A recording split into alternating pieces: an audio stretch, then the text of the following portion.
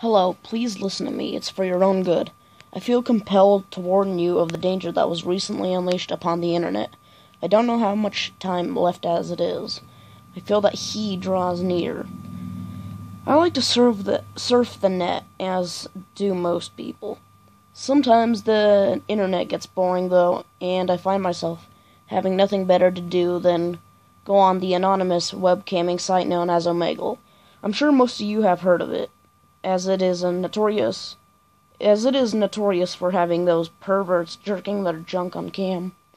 Well, I went into Omegle for the first time in forever, and well, I guess they have this new feature where you get paired up with people who share your interests. In addition, they also let you access Facebook and use your interests on there if you want. I decided to try it and began my random webcamming spree. The first few people just skipped me, and there were those many idiots I had skipped for jerking off. But then it happened. He showed up on cam. A man dressed in black appeared to be in a robe or gown, wearing what looked to be a well-detailed, semi-expensive, sort of jack-o'-lantern-like or creepy pumpkin mask. I couldn't really tell what the mask was made from, though. The man came on camera and was waving at me creepily. I kind of gotten freaked out, but then laughed and asked if he could take off his mask. The man was silent and just shook his head no. I found that to be a little unsettling. Time passed, and I thought I had caught on. I laughed, asking the man if it was just a prank, but then the man had motioned for me to be quiet when I did so. I had to type to the man saying I was going to skip to the next person. Then he typed it again saying, "But this is just too funny." Then, the man then typed back, "I know where you are. For the next 3 days, wherever you go, I will follow you. Whatever you do, I will be watching. I will know where you are, who you're with, and what you're doing, and when you're doing it. And all you will ever see of me is this mask. Then after 3 days, I will kill you." As if that weren't enough, as I finished reading and went to go to the next chat, I noticed that my webcam was mirroring his face. He was somehow now broadcasting from my webcam as well. I saw the man point at the screen, as if to point to me with his index finger, and then do the cutthroat motion. At this point, I took this as something more serious, and was now on edge. I screen capped this as evidence for the police. I printed the picture, and then headed to the local police station right away. On my way to the police station, I noticed something in my rear view mirror. The car behind me appeared to have no driver, but I did see the mask the man was wearing through the glass.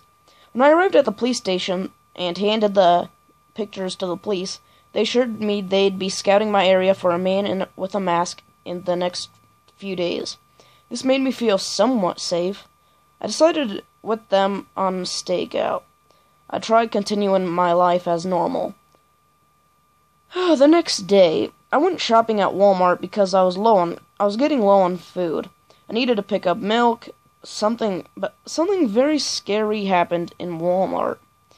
As I progressed to getting the groceries I needed, the usual bustle of the store dumped down just as, if not more aggressively.